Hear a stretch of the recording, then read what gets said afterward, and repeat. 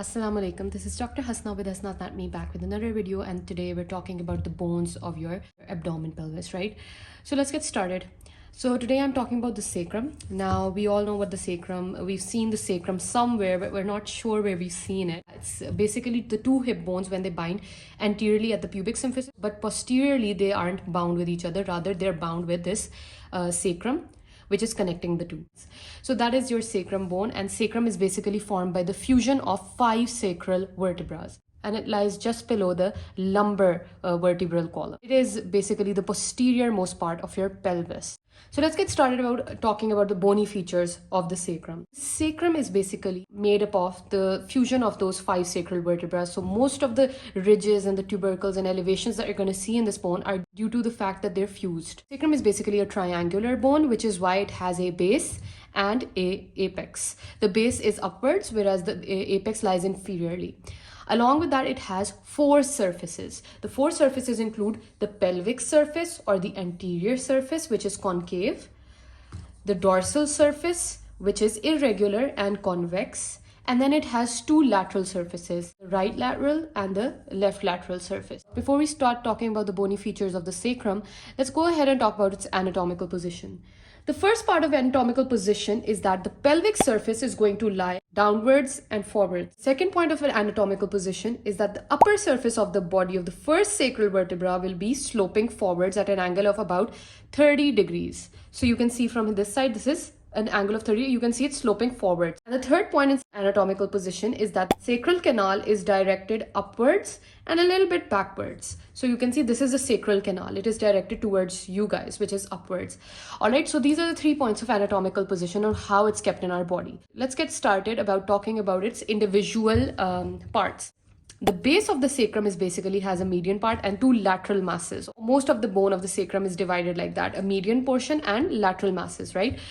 In the upper part, you can see first sacral vertebra, you can see very well that this is the body. Posterior to the body is lying the vertebral foramen, which is the beginning of the sacral canal. This is the sacral canal, you can see, and you can see the superior articular processes are facing backwards and laterally. Spine of the first sacral vertebra is right over here, but it is forming a tubercle. So this is the first spinous tubercle that the first sacral vertebra is forming. On the lateral masses of the superior surface, you can see these are fan-shaped sloping surfaces. These are known as the ala of the sacrum. The ala means like the wings of the sacrum, you can say. Medially they are smooth and laterally they are a little roughened. The upper part of the body forms a joint with the 5th lumbar vertebra at the lumbosacral joint. And one more important thing is this anterior margin of the first sacral vertebra is quite prominent. It is known as the sacral promontory. Let's move on and talk about the apex. The only important part about the apex is you can see this tiny oval facet. It is for the articulation with the coccyx bone. Talk about the pelvic surface now. This is very obvious. It's very convex. It has a median portion. The median portion is represented by transverse ridges, and these are because of the fusion between the adjacent vertebrae, their bodies. So they are represented by ridges. Lateral to these this median portion are the, you can see these are the foraminas. These are known as the ventral sacral foraminas. They're very important because the ventral rami of the spinal nerves are going to pass out through them, right? And these sacral foraminas are connected to the sacral canal via intervertebral foramen. So you can see my finger right here. This is the intervertebral foramen that is connecting your ventral sacral foramina to the sacral canal. And all of these foramina have this similar intervertebral foramen. Let's talk about the dorsal surface now. You can see it's quite irregular, unlike the pelvic surface, which is quite smooth and, less complicated. The basic division of your dorsal surface is the median crest. Then we have the foramina, and then we have the lateral crest.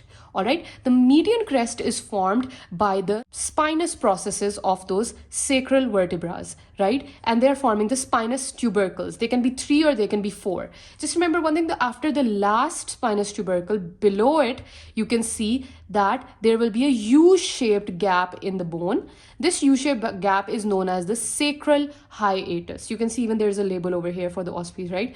So sacral hiatus is, why does it happen, is because the lamina of the 5th sacral vertebra vertebra fails to fuse posteriorly. You know that the lamina is what is going to become the spinous process. So the two laminars are not even joined in the midline. So that's why this hiatus is formed. All right. Moving on to the lateral side, you can see these are articular tubercles. These are ridged areas. These articular tubercles are basically representing the articular processes of the vertebra which are fused together. All right. And the inferior articular process of the fifth sacral vertebra, or the final sacral vertebra, you can see it is free. So this free edge is known as the sacral cornua. Going lateral to these tubercles, you can see the dorsal sacral foramina. These sacral foramina are for the exiting of the dorsal rami of the sacral nerves.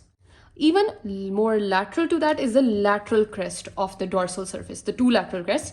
The lateral crests are composed of these ridges or elevated areas. These are basically the transverse processes of the vertebra that are fused to each other. So these are the transverse tubercles. Now let's move ahead and talk about the lateral surface. The lateral surfaces, the most important part about them is their upper part, you can see bears an L-shaped surface.